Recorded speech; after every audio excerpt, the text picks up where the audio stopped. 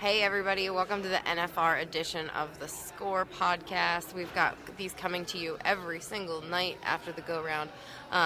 This episode is always brought to you by our partners at Resistol, at Soft Ride Equine Comfort Boots, at Fastback Ropes, and at CSI Saddle Pads, because these people have been our partners for years, making sure that we can bring you the coverage that you want to hear from the Thomas and Mack, or I guess last year was Globe Life Field. So these people, the CSI Saddle Pads, Soft Ride Boots, Fastback Ropes, and Resistol hats, they have been our longtime partners. They have got presence here in Vegas. They are people that are counted on by the people that we talk to, that we work with, by the recreational team roper, by our whole community, and we are so grateful for them. So again, these episodes, CSI Saddle Pads, Fastback Ropes, Soft Ride Equine Comfort Boots, and Resistol hats.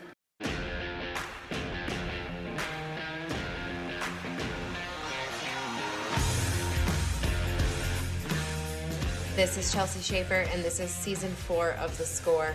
You all have listened to this podcast 750,000 times, and we are here in Season 4 to bring you even more of what you love.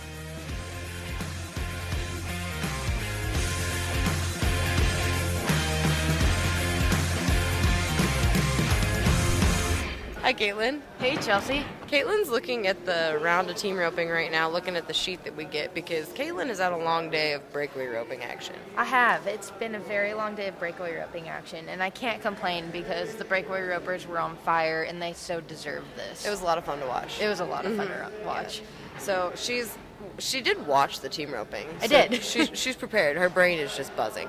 And my brain is buzzing because of how good that round of team roping was. Yeah, it was a really solid round. And those steers, that was the lighter set of steers, too. Yeah. So it was quick. Yeah, and after the round, Bobby Joe Hill from Hill Rodeo Cattle, he came in and sat himself down and was pretty proud of his cattle. And he said, I'm guessing that round 9 is going to get wicked. Oh, so, yeah. Yeah, that's Friday night. So if round 6 is any indication of how round 9 is going to go, it could be really fast, especially with the guys that are going to have to go for some go-round checks, Mm-hmm. like guys like Clay Smith and Jay Corkill. Jay Corkill holds the world record from round 9. So, I mean, I'm not saying he has to. I'm not suggesting that Clay Smith and Jay Corkill are going to have to be going for the go-rounds by that point of the game. But tonight certainly did make it interesting. So with that said, Caitlin, what all happened tonight? Well, if you guys were paying any attention, the rookies of the team roping, and that is Coy Rahlmann and Douglas Rich, they finally got a go-round win. They got their NFR rookie jitters out and turned in a 3.6 second run. So, after we get done telling you about, what's going on in the team roping, you're going to get to listen to them on this podcast. Second and third, there was a split. It was Clay Tryon and Jake Long, and Quinn Kessler and Joseph Harrison. They were 3-9. Fourth was Ren Richard and Jeremy Bueller. They were 4 flat. Fifth is Derek B. and Brady Miner, 4-1. Finally, glad to see them connect on one. Yes. They really needed that right there. And then sixth was Eric Rogers and Peyton Bray. They made a very solid run in this round, too. Yeah. So. I think the story of the week that nobody's talked about, I mean, we've talked about it a little bit, Andrew Ward and Buddy Hawkins. Oh, I mean maybe we guys. said it last week, or maybe we said it last night, but average guys who are roping outstandingly, they're average guys who are roping above average. Yeah, I think people might overlook them, and it's unfortunately that people might overlook them. They're first in the average right now after round 6. They are 33-6 on 6 head. So they're a team to watch in the average. And then they're in second. There's a 37-7 on 6 head, and that's Caleb and Junior. Definitely don't count those guys out. They're hungry. They're looking for a world title. And third is Ren Richard and Jeremy Bueller. They're 43-7 on 6 head. So yeah, Junior was down here after the round, and I said he was mad at himself because he was 4.8, which was very slow for Junior, and he was feeling like, but he was smart. I mean, he had to take that extra swing, and I'm glad he did. But I asked him, I was like, man, you think you can catch Jake and Clay? And he said, yeah, I can catch Jake and Clay. And so I guess he's just calling his shot right now. I don't want to jinx him. He'll probably be mad at me that I said that, but that's Maybe. okay. Junior. Junior. We're rooting for you. We're rooting for you Always, guys. always We would love rooting for everybody. We would love you guys to catch 10 head.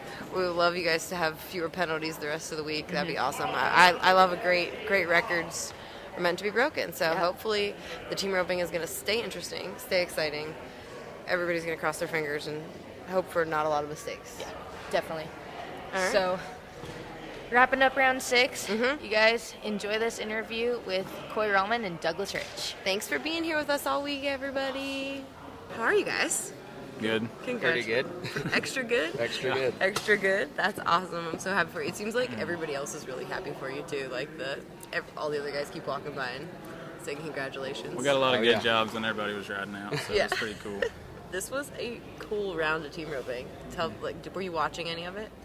It's kind of hard to watch when you're sitting back there in the tunnel. They got a little bitty TV right up there. You can kind of watch it if you can't see, and then a couple teams before you get a little closer and you can see. But I mean, I could hear the times and stuff, and I knew it was already started off pretty tough. And then right before we rode in, Quinn and Joseph made a great run, and they went 3.9, and so like we knew we were kind of down a ways in the average, and so I knew we kind of needed to go ahead and go all in. So They weren't that fast on that steer the first time they ran him, right? they got a leg. They were actually kind of a long leg. Yeah, it was like Quinn 7-6. kind of lost his dally a little bit, and the steer was hopping wild, and Joseph got a leg and dallied, and it took him a minute to get tight. So Walk us through your run. Coy got a great start and headed him good and turned him, gave me a good handle, made it easy to do my job. So it was about as good a run as I felt like we could have made, really. Steer was pretty good for you guys tonight. Yeah. Oh yeah. Yeah, very good. Tell me what's been going on for you guys this week. It's not been a dream week, but now it is. So right. what else has been happening? A lot of autographs, a lot Yeah. of shaking hands and taking pictures and stuff. What has been happening with your roping? Oh, you're talking about that. We're team roping journal. Oh. Yeah, I'm not really worried about Oh, it. okay. On the autograph well, journal. I felt like we both just needed to get dialed in a little bit. First NFR jitters, kind of. Turtle Pal said it on your deal earlier. I'm glad you read that. It's kind of. I read it every night. I do Do too. you really? I kind of want to see what they say about me. Like, gosh, this kid sucks. Why is he even here? I think you guys read it more because you guys say stuff to me about it, but I never know how many other people like it. So. Right. I don't know if you like it or not, but No, I like it. that's good. Yeah. So were you nervous too? At the beginning, it was just, I guess, first NFR jitters. Like you dream of this moment your whole life, and it's finally actually coming true. So it's pretty surreal, kind of, to actually be able to do it. So Yeah. What were you thinking right now? Heck yeah. Did you wave your hat? I didn't see. I did. I never really show any emotion. I feel like I just went crazy. I didn't wave my hat when I rode out. I give it the fist bump up there to the Missouri section, but whenever we come in for the victory lap, I started waving my hat before I got past the bucking chutes. Are your horses good victory lap horses? Or do they run off? No, mine Jade. runs off unless you're open. He's running off. So. Yeah. Jade wanted to run. Almost fell off coming around one turn. She cut the corner a little bit. And She had a lot bigger victory lap space last time she was making victory laps. There was Yep. there was a lot more out there. Doug, tell me. I was thinking about it. I know Coy a little bit. I met you once upon a time when you won that was just last year, really. The Ram finals. Yeah, the Ram Yep. finals. But I don't think I've met you. Tell me about. You grew up in Illinois. I'm trying to think what U.S. ropings would have been around that area. Were they all JX2 ropings at the time? there was some Jeff Smith. Herb Snow put one on in St. Louis. I went to Topeka, Kansas, Bethany, Missouri, St. Louis. Them was about the three main ones I remember going to every year. Ohio Classic. Did you I ever don't go think there? I never went to Ohio or No? nothing like that. I don't think. So when you're in the team roping scene in Illinois, you usually go south and west. Is that generally Yeah. the? Pretty much. That's how we always grew up together, or it's how we've known each other forever because we always went to the same ropings and stuff. Yeah. Tell me about your roan horse. Where'd that horse come from? Well, he's actually kind of got passed around a lot in Missouri. One of my really great friends that trained my sorrel and trained a bunch of my good horses. The Sorrel's the one you won. The Ram finals on. Yep. Yeah, I was looking. One at of my the good pictures. friends Yeah. actually trained that horse and sold him to another one of our buddies from Sykeston, Missouri, Dylan Rucker. Dylan rode him for probably 6-7 years, huh, Doug? And did good on him, made the circuit finals maybe on him and stuff. And then Dylan, I think he might have quit roping a little bit, and he sold him to one of me and Doug's best friends, Jeremy Hinman. And this summer we were staying at Jeremy's house when we had a couple days off, and I ran one steer on him, and I talked Jeremy into selling him to me. And the minute I bought him, we went to winning. So That's awesome. Why did you decide? I mean, obviously you said he's a winner, but why did you decide to ride him here? I mean, you won really good at Salinas on him. You wouldn't. right. It's not necessarily intuitive. Exactly. He's just so easy. He scores great, and he leaves so flat. He finishes hard, pulls up the wall. I mean, he's just a great all-around horse, you know. Doug, I hope you don't mind me asking, and you can say you do mind.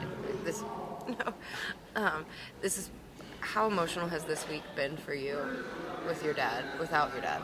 Oh, it's been pretty emotional. Like every night after we get done, like usually I would call him, tell him he'd be the first person I'd call. So, but I know he's watching, and I know he's cheering up there. So Yeah, it makes it a little better, I guess. And my mom's out here, and some of my there's a lot of people from Illinois, from like around where I'm from and stuff, have come, and it's been a cool week. Cool to see everybody out. And Yeah. there's a lot of people that never left Illinois, and they got on a plane, flew to Vegas for a couple days and watched. So That's awesome. There was, when I posted the story about Jade on Facebook, people were asking if you have to pay your best friend mount money. yeah, a little bit. He ain't letting you get away with nothing. No, No, we all know Paul. no, that's what he. We kind of made a deal where it's not maybe quite as much as normal, but it's still worth something to let me bring her out here and Heck yeah. compete on her for this kind of money. Yeah. It means a lot to me that he trusts me with her and Yeah. everything. For sure. Well, guys, going at the day money the rest of the week. It's going to be fun, right? Yeah. Hope so. Yeah, absolutely. All right, congratulations. Thank you. you.